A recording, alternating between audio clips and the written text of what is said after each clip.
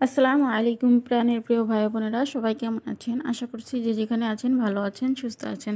তো আজকে আমি আপনাদের সামনে একটি ভিডিও নিয়ে হাজির হয়েছি। প্লিজ একটি সবাই দেখে যাবেন এবং ভালো লাগলে কমেন্ট করে যাবেন ভিডিওর নিচে। আপনাদের কার কার আমার মতন শীতকালীন সবজি খেতে খুবই মজা লাগে এবং সবজিগুলো আসলেই খুব ভালো লাগে, এই জন্যই যে এটা হচ্ছে সিজনাল সবজি, তাই এজন্য খেতে আমার খুব ভালো লাগে। এগুলো গুছিয়ে রাখতেও ভালো লাগে।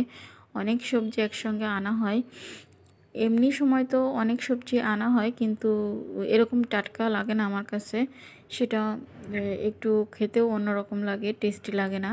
তো শীতকালীন সবজি আমার কাছে খেতে খুব ভালো লাগে।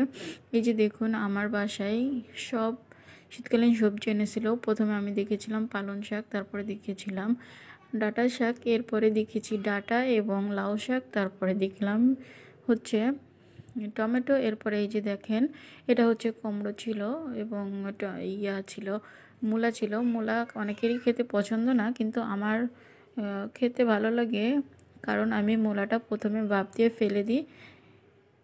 মূলার যে গন্ধ থাকে সেটা ভাপের সঙ্গে চলে যায়, এরপরে আমি এটা রান্না করি, তখন আর গন্ধ থাকে না। এজন্য আমার খুব ভালো লাগে। অনেকের এই গন্ধের জন্যই মূলাটা খেতে ভালো লাগে না।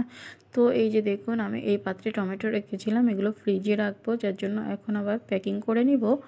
এই যে আমি দেখুন এই ডাটাগুলো এখন প্যাকিং করে নেব, প্যাকেটে ভরে নিচ্ছি। এই যে প্যাকেটটা একটু ছোট ছিল, যার জন্য প্যাকেটে ঢুকাইতে আমার একটু লেট হলো, ঢুকতে চাচ্ছিল না। তো আমি পরে ঢুকিয়ে নিলাম। এই যে এরপর আমি এটা গিট্টু মেরে নিচ্ছি। তো এটা গিট্টু মেরে রেখে দিলাম পাশে। তারপর এই যে আমি এখন এটা হচ্ছে লাউ শাক ছিল, লাউ শাক খেতে অনেক ভালো লাগে। এটা আমি একটা পলিথিনে রেখে দেব এবং এটাও ফ্রিজে রেখে দেব, কারণ সব শাক তো একসঙ্গে খাওয়া পসিবল না। এই জন্য এক এক করে বের করে পরে আমি রান্না করে বেছে বেছে খেয়ে নেব, রান্না করব আর কি। তারপরে এই যে দেখুন এটা ছিল ডাঁটা শাক, এটাও আমি এখন এই পলের ভিতরে ঢুকিয়ে রাখবো। এরপর এই পাত্রটা আমি সরিয়ে নিব। এই যে দেখুন আমি পলিথিনের ভিতর ঢুকিয়ে নিলাম। এরপর এটা আবারও একটু গিরা দিয়ে নিব, যাতে করে ফ্রিজের ভিতরে এলোমেলোভাবে ছড়িয়ে না যায়। পাত্রটা ছড়িয়ে নিলাম। এই যে দেখুন পাত্রটা সরিয়ে নিয়েছি এবং অন্য একটু পাত্র নিয়ে নিলাম, পলিথিন নিয়ে নিলাম। এর ভিতরে আমি পালং শাকগুলো রেখে দিব, পালং শাকগুলো রেখে দিচ্ছি, কারণ এই পলিথিনটা অনেক বড়ও নিয়েছিলাম, কারণ এতে অনেকগুলো পালং শাক ছিল, সবগুলো ঢোকাইতে হবে, যার জন্য আমি অনেক বড় একটা পলি নিয়েছিলাম। এই যে পলিথিনে ঢোকানো হয়ে গেল।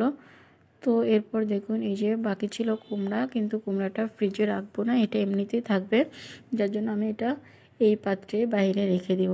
তো আপনাদের কাছে ভিডিওটি কেমন লাগলো অবশ্যই জানিয়ে যাবেন, আর কার কার শীতকালীন সবজি খেতে পছন্দ অবশ্যই জানাবেন। এই যে দেখুন ফ্রিজের নিচে আমি ভিতরে রেখে দিলাম, উপরে এবং ড্রয়ারের ভিতরে। তো